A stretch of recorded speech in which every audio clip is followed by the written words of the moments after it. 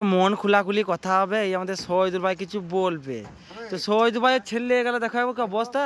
মুখটা শুকিয়ে গেছে কেন ভাইপো? করবে না, রাশিয়ান মেশিনে নিয়ে দাও একটা করে। এত বাথরুমে যাই না রে, এত বাথরুমে যাওয়া খারাপ। তা তুমি একটা করে রাশিয়ানে নিয়ে দাও। আচ্ছা আচ্ছা, তুমি যদি প্রধানমন্ত্রী হতে তাহলে কি করতে? আমি যদি প্রধানমন্ত্রী হতাম, হ্যাঁ একটা ছেলেকে 2টো করে রাশিয়ান আর 1টা করে চাইনা, হ্যাঁ 3টি করে মাল দিতাম। হ্যাঁ। বাথরুমে কেউ দিত না। চাচা মা কটা দিবে? ভারতবর্ষে যত কোনো আয় বড় ছেলে আছে সবাইকে 3টি করে দিতাম। চাচা, আচ্ছা, মা আচ্ছা। কটা দিবে? তাইলে এসব ছেলে আর বাথরুমে যেত না। আচ্ছা এমনিতে সেটা পায়ে বেল লেগে মরে যেত। শরীর গেলে কিছু আছে? দেখো শরীর গেলা, কি করিছে? শরীর গেলে কিছু আছে?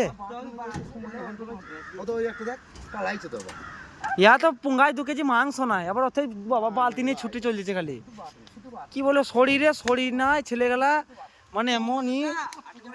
তো এইদিকে শহীদ ভাইকে মনে হচ্ছে সিটে বসাইতে হবে আমাদের প্রধানমন্ত্রী, আমাদের ইয়াং ছেলে গেলা সাহায্য করবার লিগে। তো করবে বলছে, বেশ দেখা যাক, জনগণ সবাই সব দেখবে, সাহায্য করবে এই ছেলেগুলোকে। বাই।